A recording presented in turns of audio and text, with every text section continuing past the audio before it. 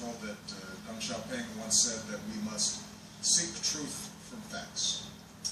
On this anniversary, it is a fact that the past 3.5 decades have seen an extraordinary growth in the ties between our two countries. More trade, more collaborations between our businesses and scientists and researchers, more connections between the Chinese and the American people, from tourists to our students. And it is a fact that when we work together, it's good for the United States, it's good for China, and it is good for the world. As I've said many times, the United States welcomes the continuing rise of a China that is peaceful, prosperous, and stable, and plays a responsible role in the world. And we don't just welcome it, we support it.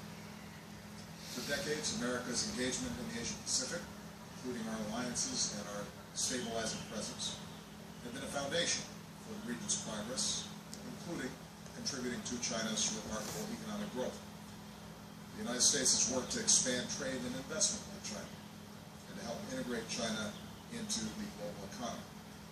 We want that progress to continue because, as I said before, it benefits all of us. I believe that President Xi and I have a common understanding about how the relationship between our nations can move forward. We agree that we can expand our cooperation where our interests overlap or align. When we have disagreements, we will be candid and clear about our intentions, and we will work to narrow those differences where possible. Even as we compete and disagree in some areas, I believe we can continue to advance the security and prosperity of our people and people around the world. That's my vision for how we can develop the relationship between our countries. That's the vision that we've advanced during this visit, which has taken our bilateral, regional, and global cooperation to a new level. And I want to thank President Xi for his leadership in fostering that kind of atmosphere of cooperation. First, President Xi and I agreed on the importance of continuing to to increase the trade that helps grow our economies and creates jobs. More U.S. exports to a growing China means more opportunities for American businesses, workers, and farmers. We agreed to work actively on a comprehensive bilateral investment treaty with high standards, and that provides the opportunity for Chinese businesses to invest in the United States, as well as opening up the opportunity for more U.S. businesses to invest here in China, creating jobs for both our countries.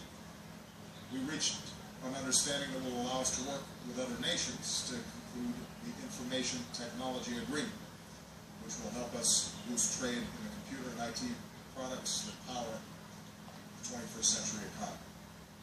We agreed to work together to promote innovation in agriculture and food security to help feed a growing planet, and our agreement to extend visas for business people, tourists, and students will help fuel growth and create jobs for Americans and Chinese.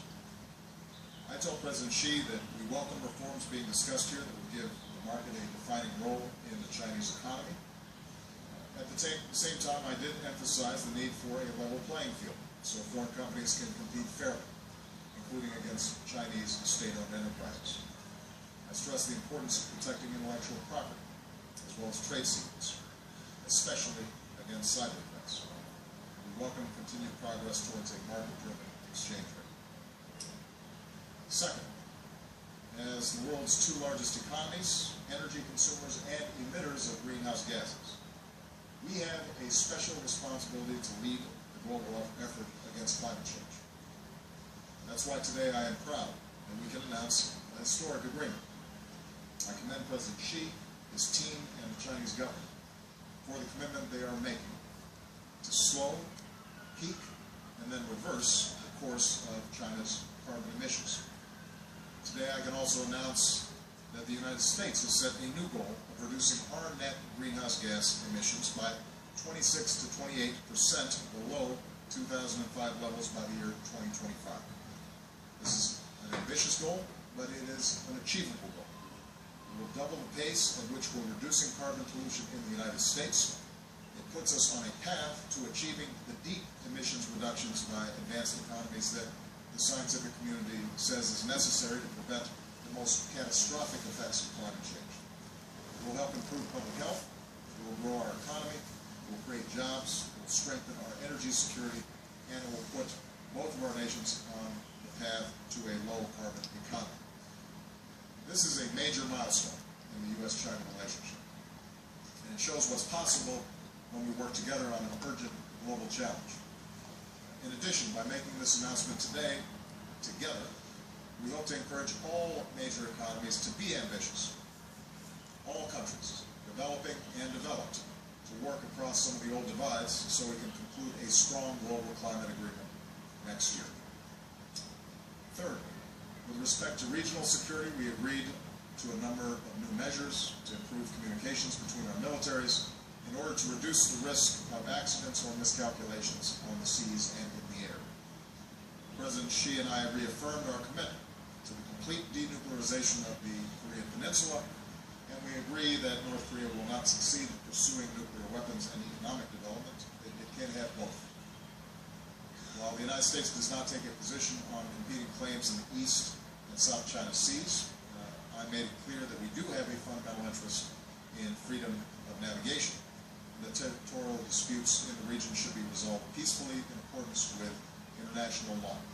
And I congratulated President Xi on the initial contacts with Prime Minister Abe of Japan to help lower tensions with respect to that issue. I reaffirmed my strong commitment to our One China policy based on the 3 joint communiques and the Taiwan Relations Act, and we encourage further progress by both sides of the Taiwan Strait towards building ties, reducing tensions,